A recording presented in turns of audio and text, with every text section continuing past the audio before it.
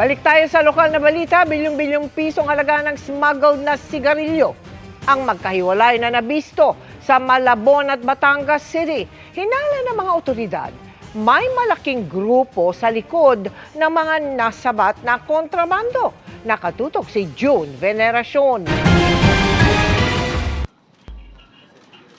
Sa Malabon City, nadiskubre ng mga otoridad ang 18 shipping container na naglalaman ng hininalang smuggled na sigarilyo. Sa taya ng mga otoridad, 1.5 billion pesos ang halaga ng mga ito. Natunton ang mga hininalang smuggled na sigarilyo habang nagsasagawa ng anti-kidnapping operation ng Highway Patrol Group o HPG. So merong pumasok dito na nakamotor and then hinahabol nila. Buti dito sila pumasok. And ayun, nakita ng ating mga operatiba ng Highway Patrol yung mga nakita nyo kaninang bukas na container van that contains these cigarettes. Iniimbestigahan pa kung kanino ang mga nasabat na kontrabando.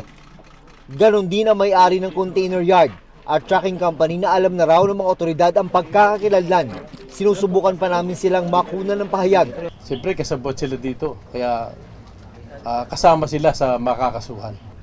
Kahapon naman ay mahigit 1 bilyong pisong smuggled na sigarilyo rin ang nasabat sa Batangas City.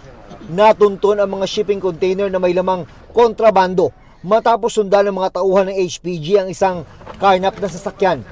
Hinala ng HPG, isang malaking grupo ang nasa likod ng bilyong-bilyong pisong smuggling ng sigarilyo. Malaking grupo, siyempre.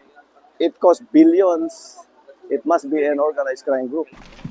Para sa GMA Integrated News, June Veneracion, nakatutok, 24 oras.